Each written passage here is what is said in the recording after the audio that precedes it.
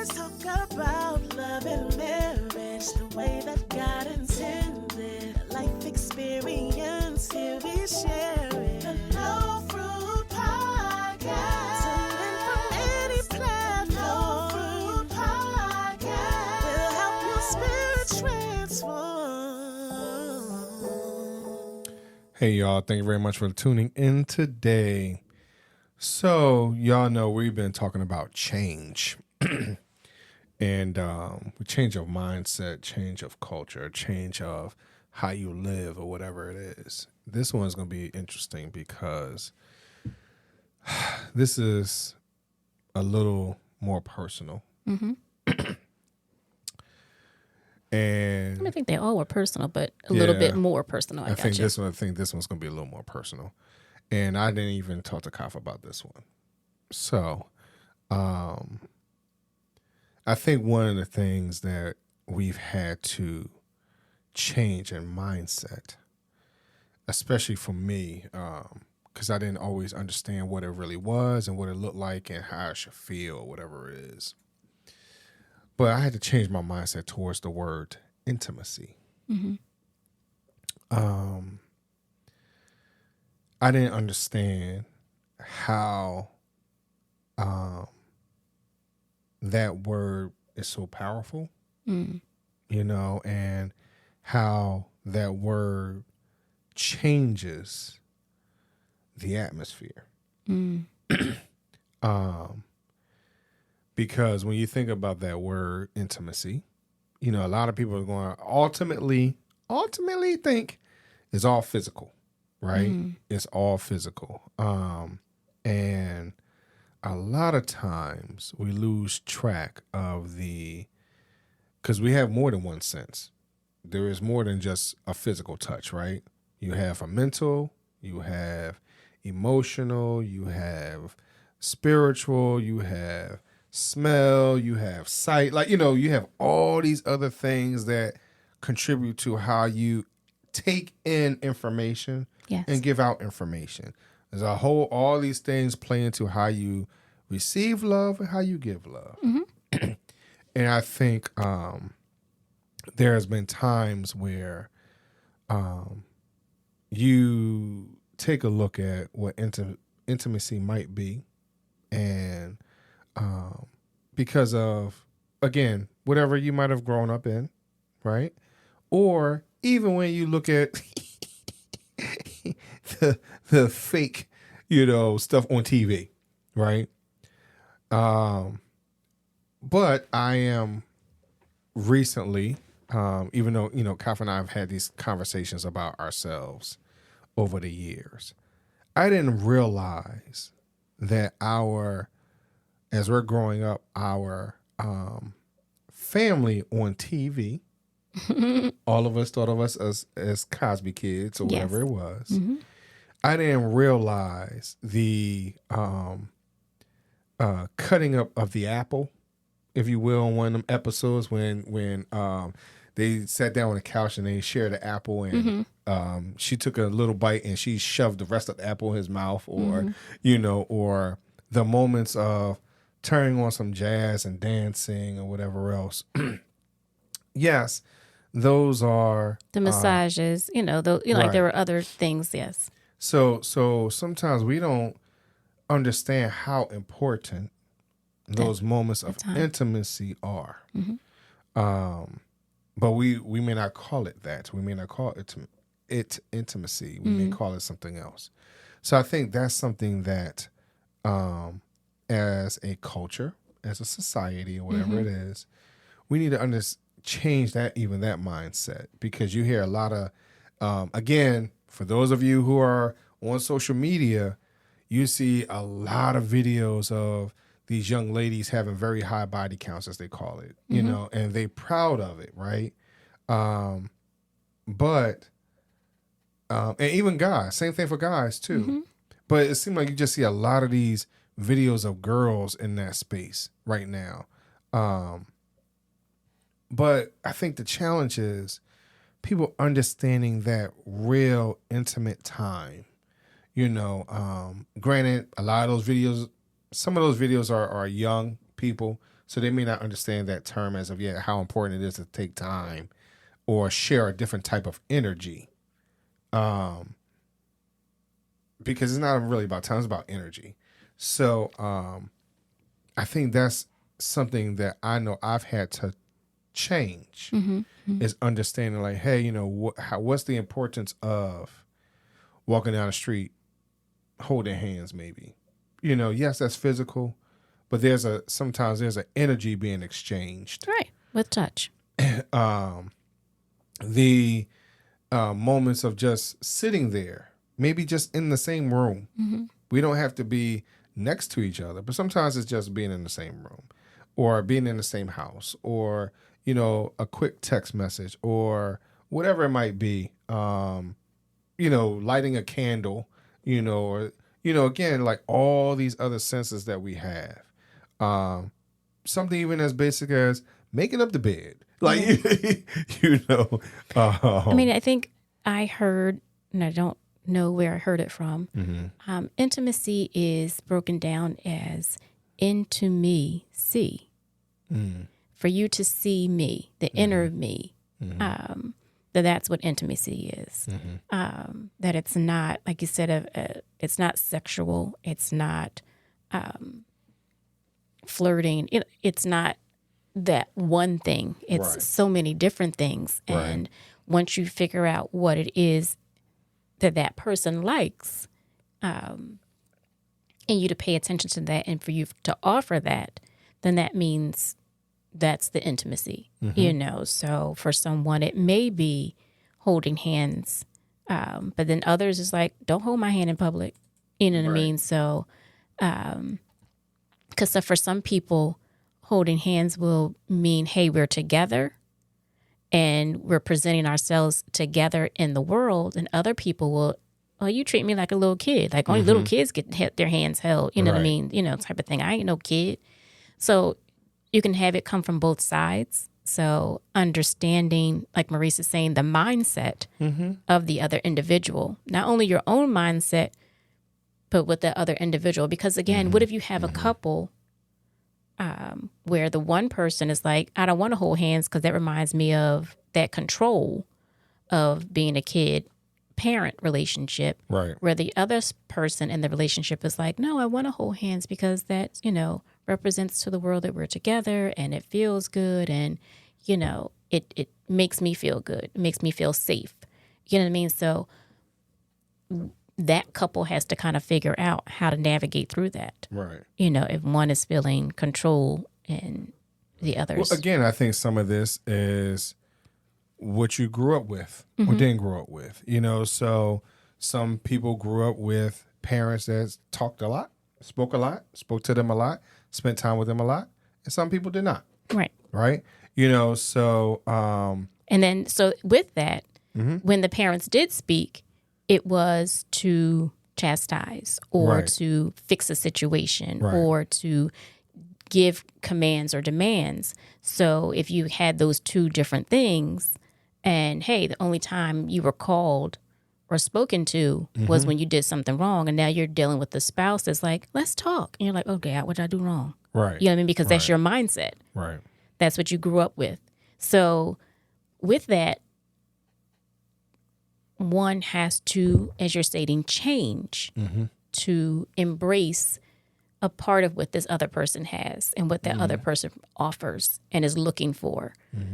So if one is feeling like, oh, I like to talk and it makes me feel connected, and the other one is coming from a standpoint of, I don't talk because, you know, you're only going to probably have negative things to say or because that's my upbringing.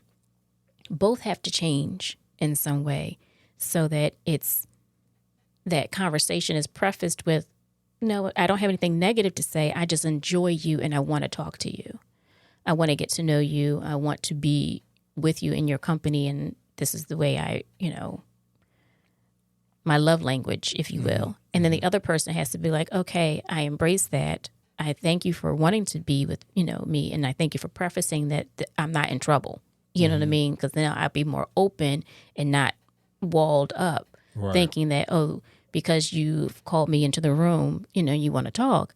that I'm going to be reprimanded or Right. whatever. So likewise, holding of the hands, like maybe it's not all the time, but hey, today when we go out, do you mind if I hold your hand? You know, you preface it with something. It's that communication that has to come there, but it only comes from knowing oneself and being able to say like, hey, know why you're feeling that way. Because sometimes I think we don't know why, you know, we pull away from holding the hand. Like if we feel as though that it's a control situation or reminds us of being, you know, a little kid, and knowing why we want to hold someone's hand because we feel like, hey, that makes us feel safer. You know what I mean? So those individuals have to understand why they want, like we keep going there, like the why question, like why individuals are feeling that way, and then be able to share that knowledge with the other person so they can kind of figure out what to do next and then how to make it happen. I think as I'm listening to you, like I hear a lot of different things, and I guess I need to be, a little honest with myself. There are some things where, or sometimes where you feel as though you don't want to be open, you don't want to be vulnerable, Right. and so that place of intimacy, you know, lowers a whole lot of walls. It can, right? And because of that, you know, because people want control. No one wants to be hurt. Right. I was going to say that's what I'm thinking is that people don't want to be hurt. And I think that's why we're protected and we're guarded, Right. because of the fear of being hurt. And again, most of us who have entered marriage have had some previous relationships. Now they're, you know, probably younger relationships and, you know, not that serious, or one was serious, one wasn't. Again, hence why you didn't marry that individual. But because of that, there's been heartaches and heartbreaks and breakups and, you know, makeups and things like that. So we've been hurt in the past. So we enter marriage somewhat guarded because of the previous things. Now, again, understanding that, as we've talked about, like, okay, well, some of our relationships were when we were teenagers. So what maturity level do we have versus now? So as adults, You know, so I think because of that, we're no longer open. So we're not experiencing that level of intimacy the way we probably could.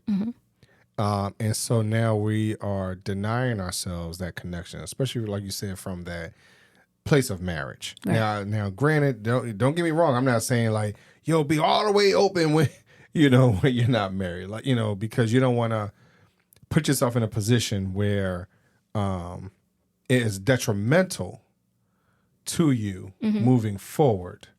Because if you're too open, you're too accepting or whatever it is, this is just me.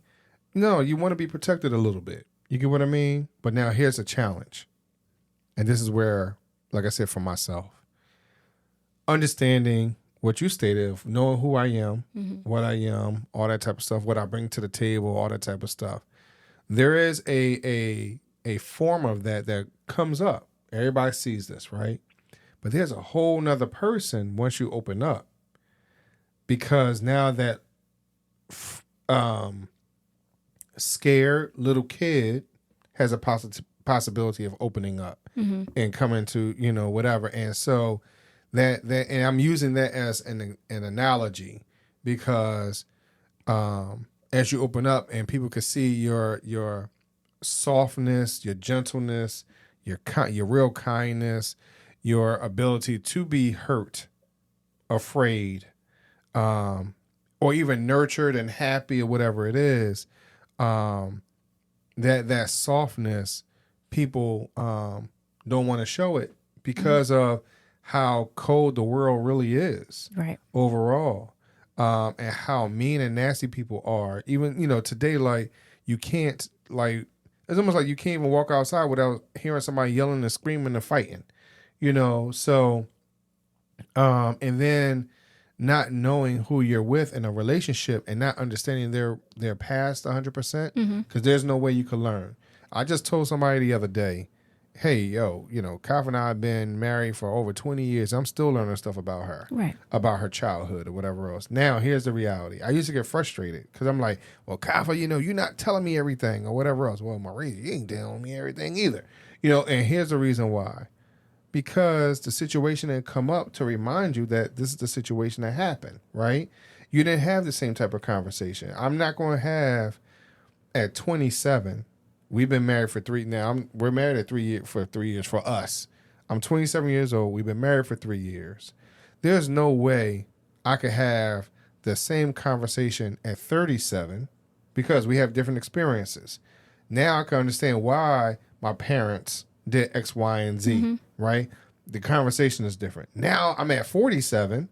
Well, I'm not 47 now. I'm older than 47. But now I'm at 47. So we're talking 20 years just in that. You're right. Right? So now, what is that conversation like where it's like, oh, wow, you know what? Now I could piece it together. Now I understand it differently. But also, let's look at it like this, too. My conversation with my parent is different. The things they begin to reveal to you. Right. And talk to you as an adult, right? Versus a younger person, right? They see you operate as an adult, right? Versus as they're still adult child, type of a thing. And I think the way we see ourselves. Sorry, real quick, that was in air quotes adult child. Go ahead. And the way we see ourselves is a lot different. I think we both listened to a podcast or something recently where people were talking about when we see ourselves, we never see the true version of ourselves. Because the only way we can see ourselves is through a mirror. And when you look at a mirror and you raise your right hand, you know what I mean? Like, that's your right hand you're looking at. Right. You know what I mean? But when Maurice looks at me and I raise my right hand, he sees it differently. Right. You know what I mean? So just that is just different. Well, like it was if you profound. if you look at yourself in the mirror, in all honesty, and you're looking at yourself and you raise your right hand, you raise your right hand, but it looks left. Right? So you're going to see an inverted version, right? Whether it's you looking at yourself or you looking at a person right in front of you, one of them is inverted, right? So are you? And that's really what I'm saying. Like, so if you and I were to mirror each other, and I raise my right hand, you can't raise your right hand. You have to raise your left hand for it to be on the same. For you to mirror me, right? You know what I mean? So. But when I stand in the mirror and I raise my right hand, it's still on that right hand side. You know what I mean? So it's not the flip. It's not, the reverse where, again, we looking at each other, we see something different. We see the flip. We see the other side. So one of the quotes that I recently saw on Instagram was healthy, it said marriages, but I'm saying relationships for the point of our podcast, but healthy relationships or marriages reveal the ugliest side of you, but then I add it in a loving way. So I would say, I hear. So this is the Libra in you, where you're trying to be optimistic instead of pessimistic, because it's not necessarily in a loving way, right? Because and I have to say again from experience, my own personal, where a lot of times we didn't always act, respond, speak in a loving way. Right. A lot, especially if you're hurt, you don't, your natural response is to be defensive and to come back. Or to hurt somebody back, right? And we've both done that to each other. Or to anybody, and I think that I learned that. I'm just talking about for us. Right. But I'm just going to say, in relationship wise, I think I've learned that.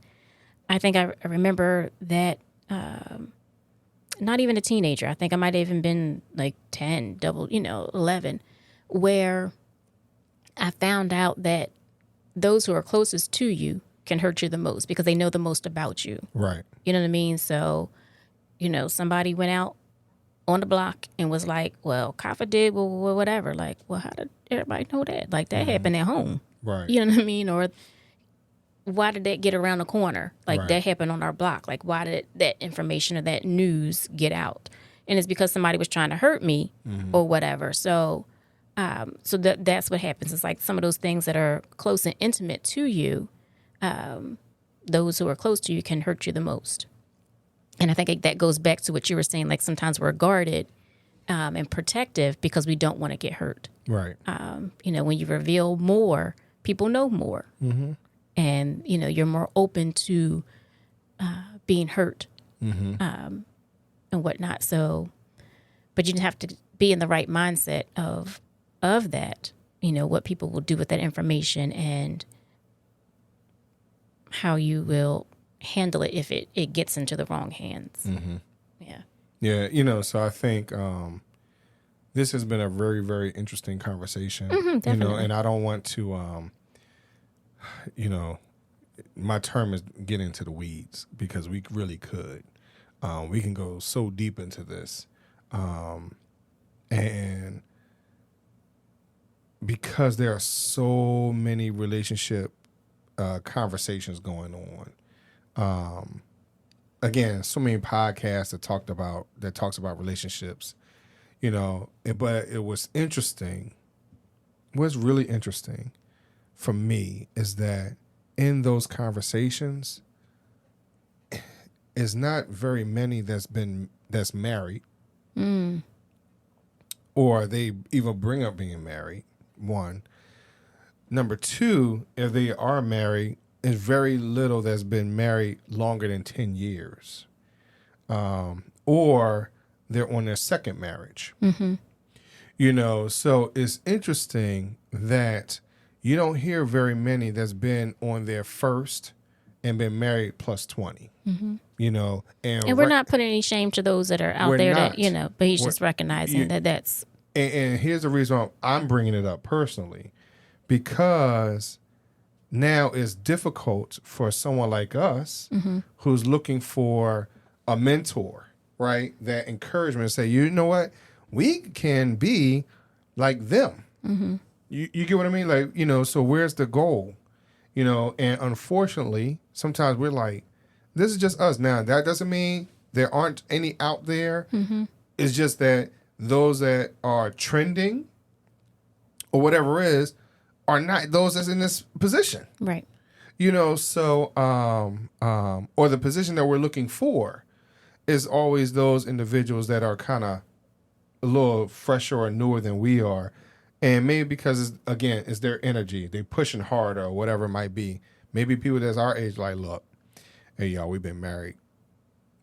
We've been married for 35, 45 years. And we just love each other. Mm-hmm. There's nothing else to say. Like, you get what I mean? So... And, there are a few couples out there that are trending and whatnot that have that spice and that spunk, and they're, fully gray. And, I've watched a few of their episodes and things like that, or talk shows that they've been on. So, but that's what I'm saying. It's not many. No, not many. Like all right. So I'll give you one that always cracks me up. Mm-hmm. This group, this couple, where the very first video I've seen of them was when she was feeding the gentleman the potato salad or whatever it was, right? And here is something that I think is special for me. He loves potato salad. No. Yeah, I do, right? But again, this is the intimacy part, right? So not only did she, touch his senses, being whether it's texture, taste, smell, but for me, it's the eyes. Mm-hmm. The way she looked at him, loving, caring, or whatever else. There's something about that just always melts me away,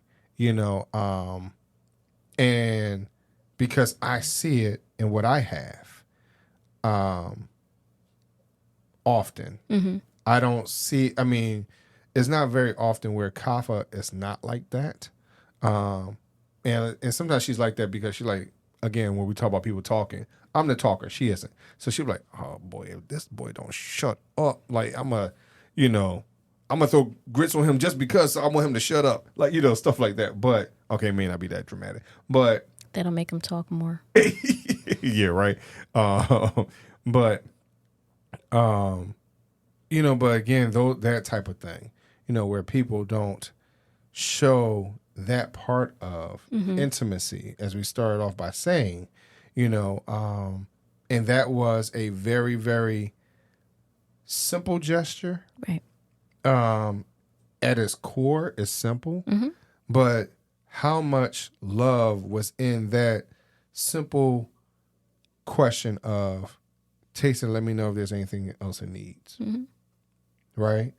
It was there's a lot of little things within that one action, that one question, that one response, because even when he responds, he's like, no, baby, whatever, so, and then, you and I have had those moments, and I'm not saying we haven't, but I'm just, what I'm getting at is that when you have that, is that something like that able to carry you through, the bills are late.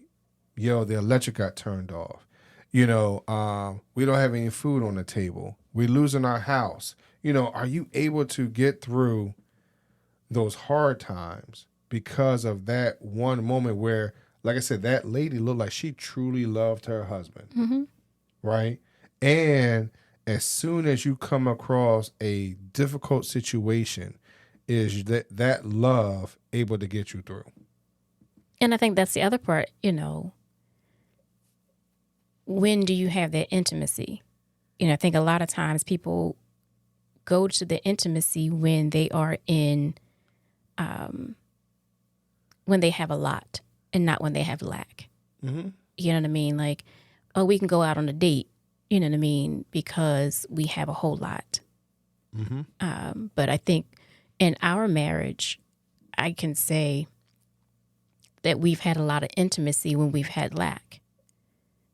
We can't go away for our anniversary, so we're just going to have, anniversary here at home, and we make the most of it, and that becomes even more intimate because it's just us versus us going to a restaurant and we're worried about the waiter, we're worried about, where we're sitting, we're worried about everybody else that's around us, all these other things of going to a hotel and how we're going to get there, and is the person going to like it? Is it going to be, is the hotel going to be clean? Like all the things that we. So I'll just before we wrap this thing up, it's the idea of what you did for the birthday, my birthday, where you surprised the crap out of me, right? Right. And here's what happened. It was my birthday, and I think we talked about it on the podcast.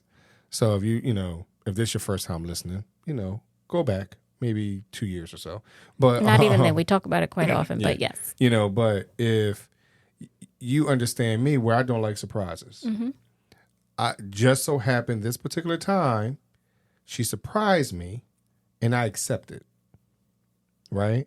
And not only did I just not accept it, but I've said to her more than once, it's probably one of the best trips I ever had in my entire life, and probably will be for as long as I live. And I think what it was is the intimacy, that intimacy. You gave up of yourself for you to see me, and that I was trying to present something to you. Right. So you gave up of that control. You gave up of that knowing, the information, because you're an informational person. So you gave up of that to embrace me and my vision. And your vulnerability. Right. Because you had to give up a lot in order to do that. I was scared the entire time. Right. You know what I mean? Like, even once we got down there, I was like, is this okay? Like, I don't know if you want to eat here, but if that's not going to be okay, I have a backup option. And you were like, well, you already have, the reservation. You know what I mean? Like, what are you going to do? Well, I have like up to an hour to cancel it and whatever. I was just so nervous. And this is after we've been married, y'all, for many, many years. Like, I'm still nervous. Like Marie said, we're still learning each other. Right. But again, let's understand this too. It was out of both of our comfort zone. Yes. For this one thing. So for me to go somewhere that I have no idea where I'm going until I'm driving on the expressway or the highway or whatever else. But even still, with me telling you what the destination was, you still wasn't sure where we was going because you was Not like, 100% right. we going to Rehoboth. Ain't nothing there but a shopping center. Right. Well, it's a part that I had never been to. So Right, but I'm just saying, so your mindset and your thought, right. when I said we're going to Delaware, you're like, okay. All right, we in Delaware. Now what are we doing? I'm like, no, keep going. You know what I mean? So then when I said Rehoboth, again, I'm sure your mindset was like, where, you know. Right. I mean, and so for me, you know, that, no, it was not an elaborate, you know, Cancun trip or whatever it is. You know, it was the giving because in most cases, if I know where we're going, I'll probably be up for 3 days planning, looking at, you know, weather traffic, you know, weather patterns, looking at the driving traffic. What's the best time to leave? Not leave, you know. Okay, they're doing the construction at 5:15 and they'll be done at 5:18. So that means we need to be there at 5:21 because they'll be right back at 5:30. So we need to make sure that we are in between these times because this is when they take a bathroom break. Right. Like, you know, so if y'all understand me and my planning situation, I try to time it in that space. Mm-hmm. And so in order for me to give up that, said a lot. Yeah. Because I did. I had to give up a lot, you know, and I had to put a lot of trust in her to even get to that point beyond getting down there and enjoying myself or whatever else. So, you know, some people might be like, well, you know, that's just down the street for y'all or whatever else. Yeah, it was. But y'all don't understand how many walls, barriers, you know, bodies of water, you know, anything that had to be tearing up, broken down, jumped over, jumped under, you know. No, you can't jump under anything. I know what I said. But it's the idea, you know. So, but again, as Kafa stated, it was me taking the opportunity to see her and her effort and putting something together that was, even with something like that, it's outside her comfort zone. Right. And then for me to take the time to listen and follow her instructions, you know, and not not to question everything or whatever else. So that opportunity to seeing her, looking into her, was different. Mm-hmm. You know, I'm pretty sure after that she could look into me a little differently and respond to me differently. So what does it mean to y'all? What does intimacy really mean to y'all? And how do you view that? How do you move about it? How do you embrace it? How do you push it away? Because that's a lot to deal with. Yeah.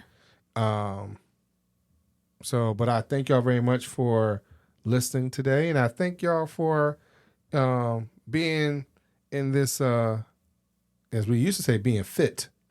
But I need y'all to fix it right now. I need y'all to Facebook, Instagram, and Twitter it. Or exit. I don't want to say exit because I don't want y'all to leave it. No. Right? You know, but I want y'all to make sure y'all continue to share, like, and subscribe. And continue to tune in and listen to us. I thank y'all very much for listening today. Oh, I'm sorry. Make sure that y'all email us with any questions, comments, concerns. We would love to hear from y'all. Oh, one other thing. Yes. You said recently that this podcast is number what?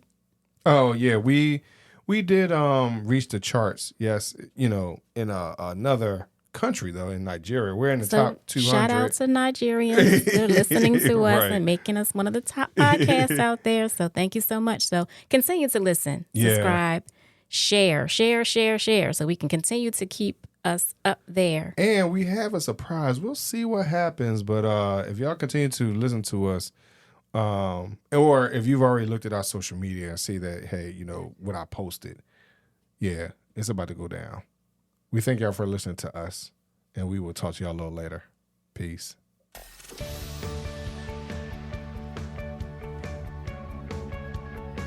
This week's episode has come to an end. But the fun doesn't have to stop here. If you have any questions, suggestions, or feedback, head over right now to Twitter and Facebook and like, share, and get involved. Join us next time.